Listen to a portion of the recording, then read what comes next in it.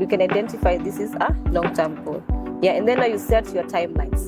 If you want to achieve it in 1 year, you now look at your finances and your budget. Does it fit in within your timelines? Because you also need to look at your income. If it does not fit in within your timelines, you can always adjust. If probably based on your saving percentages, you are not able to achieve that within probably in the next 2 years, it's okay to adjust. If you can reach it in a lesser time period, you can achieve that. And then for the other one, for the second probably long-term goal, you can probably extend it for a longer period. Start with the financial vision board. Yes, what you want to achieve financially as an individual. And then you bring it down now to your budget. You need to write it down in your budget. Because now your budget will also determine if you're going to actually have a balance of the two goals that you have.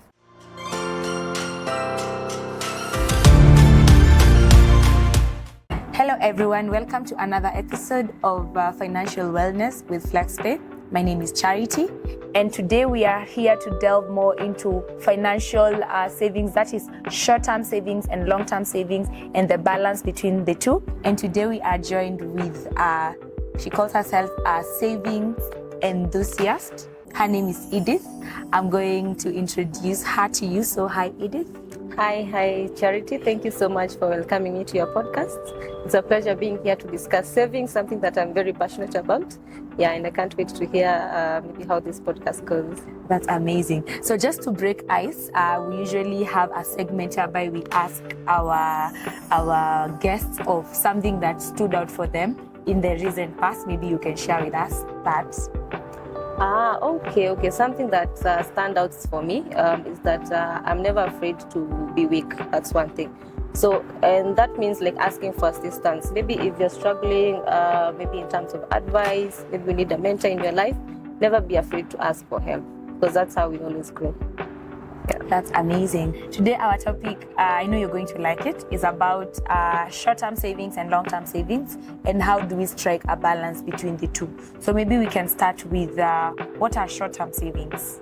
Okay, so how you look at savings is basically what you have, maybe want to achieve within a period of time. So basically that's like a goal. So when you're talking about short-term savings, we're looking at short-term goals. So this is something that you want to achieve probably in less than a year.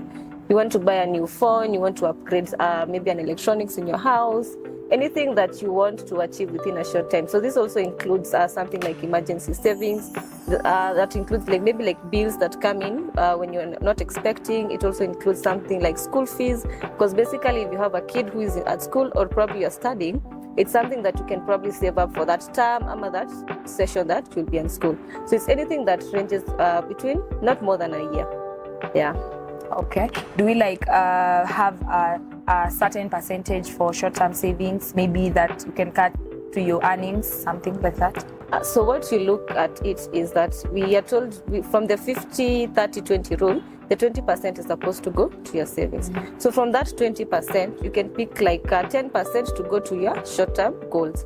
And then like let's say around 15% goes to your long-term goals. And then the others, you can distribute it between investments and also probably emergency funds, because those are also very important and key if you want to build your financial freedom.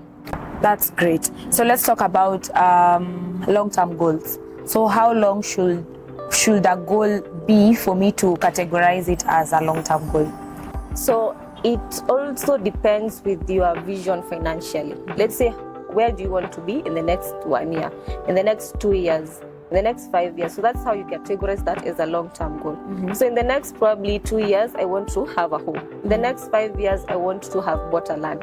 In the next 1 year, I want to have probably be driving. So that's how you can categorize that kind of, you can identify this is a long-term goal. Yeah, and then now you set your timelines. If you want to achieve it in 1 year, you now look at your finances and your budget. Does it fit in within your timelines? Because you also need to look at your income. If it does not fit in within your timelines, you can always adjust. If probably based on your saving percentages, you are not able to achieve that within probably in the next 2 years, it's okay to adjust. If you can reach it in a lesser time period, you can achieve that. And then for the other one, for the second probably long-term goal, you can probably extend it for a longer period. Okay, so there's something called shiny object syndrome. Basically is someone getting deterred or you lose focus very fast, so there's no consistency. So how do I remain consistent. For example, I have a 3-year goal. For the first 3 months, I am so good. And then the 4th month, I'm like, I want a handbag. I want something else. So how do I remain? My focus is 3 years. I want this thing. So how do I get there? So the best thing I can probably answer that is the 2 ways probably you can look at it. The short-term goals, because what people usually have problem with is saving for long-term goals. But the short-term goals help you to come up with a certain discipline to achieve the long-term goal. This comes in that when you're saving for a short-time period, you get those small wins along the way. So they help you to keep you motivated towards something that you want to achieve within the long run. Another thing that you can probably do is look for accountability partners. If you have probably a group of friends, you want to achieve the same goal within a certain timeline, you can all be accountable to each other.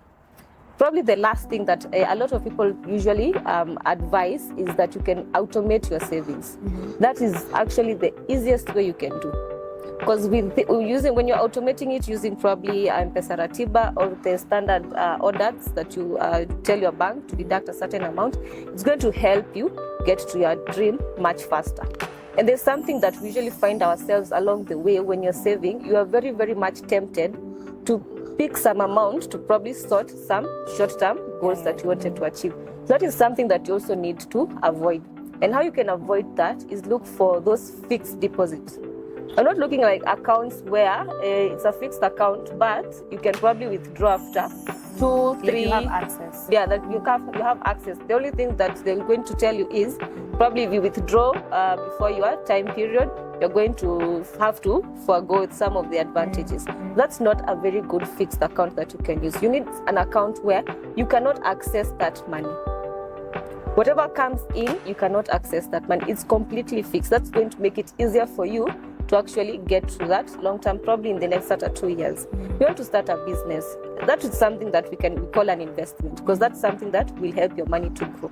So you just focus, keep your money aside in that account, and try as much as to be disciplined.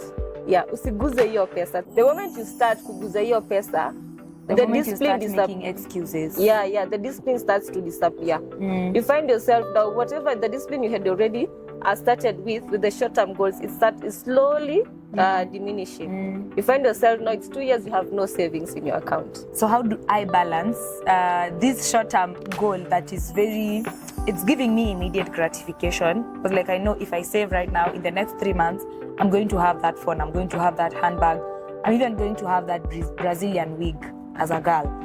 And that far-fetched goal, 3 years, that I cannot even see, how do I put a balance on the two? Okay, so what I can advise is probably you start with the financial vision board. Yes, what you want to achieve financially as an individual. And then you bring it down now to your budget. You need to write it down in your budget. Because now your budget will also determine if you're going to actually have a balance of the two goals that you have. So from your budget, you have that percentage that is set aside for savings. Key saving accounts that you need is one, emergency funds. You cannot live without an emergency account. The second one now you have is now the short-term accounts. And then now you have the long-term saving accounts. So with those 3 saving accounts, now you can start balancing from there.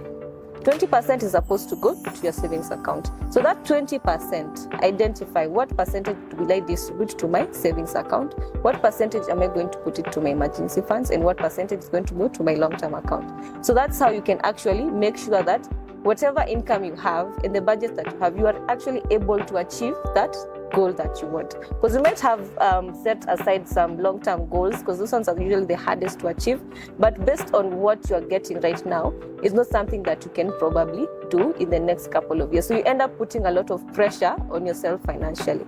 You end up probably not living a good sustainable life, because you also need to live healthy and mentally stable for you to be able to work in your full potential. So identify, have a vision board, put it down in your budget, but your vision board should be based on your budget also. And then now you're able to now start your savings. That's how you can probably balance those two. Nice. What I'm hearing is no pressure. And also there is the aspect of consistency. and the aspect of living now. Don't forget to live now with the hope of tomorrow, but don't be too extravagant. So it's a matter of balance on everything. And now the 20% of my earnings is the one I am allocating all my savings and investments. So if it's a short-term saving, it goes from, I get it out of the 20%. If it is a long-term saving, if it is an investment, all of it, I put it in the 20%. Okay, that's doable. Yeah, it's still the same thing when you're told never put all your eggs in one basket. One basket. Yes, it also applies financially. Yeah, because you have different goals, and if you put all of them in one account, you're going to, at the end of it all, you're not going to be sure what you're going to achieve. Yeah. You're going to eventually have some confusion along the way. Okay, so maybe we can talk about tools that can help me as most people I know are very indisciplined financially. So what tools are out there that can help me even achieve these goals? I'll talk about Flexpay, the different accounts that we have that fit in within your saving plans. So if you're talking about short-term goals, we have accounts like products like the booking products where you get to lipia pole pole for time, things like electronics. You need a new phone, you need a new maybe you need a washing machine in your house and stuff like that. So those can be categorized as short-term goals because it's something that you need to probably purchase within a period of 3 months, 4 months, 6 months. We also have a product that is called Goal. So for the goal, you probably plan your short-term goals based on things like vacations. If you're planning to probably take yourself out for a birthday vacation, you can always use our goals account because they're meant for short-term kind of savings. And then when you're talking about long-term savings, we have a product that we have that is called Chama. So basically that Chama you save for 6 months or 12 months, and it's an actually fixed account. The same way I was telling you, that will help you actually build your discipline. So you're not allowed to withdraw money from that account until your 6 months maturity date arrives. If you're saving for a period of 12 months, when your 12 months maturity date arrives, you can probably have access to that money. But if your goal is probably to achieve in the next 2 years, 3 years, when your maturity date arrives, maybe it's 12 months, you start another one. The same amount that you had, you put it back in that account. Your money gets to also grow because we also give some bonuses along the way as you're saving. And that's a very smart way of investing your money. You don't put it in your bank account. You find yourself saying, I have like 2 million in my account, and you're very proud of that. That's not something to be proud of. You put your money in an account that will also grow as you're looking for more. So that way you find yourself, you had probably wanted to get to probably 1.2 million to buy probably your car. But when you're done with your 2-year savings, your money will probably be at 1.5. Why? Because it has actually grown. Yes.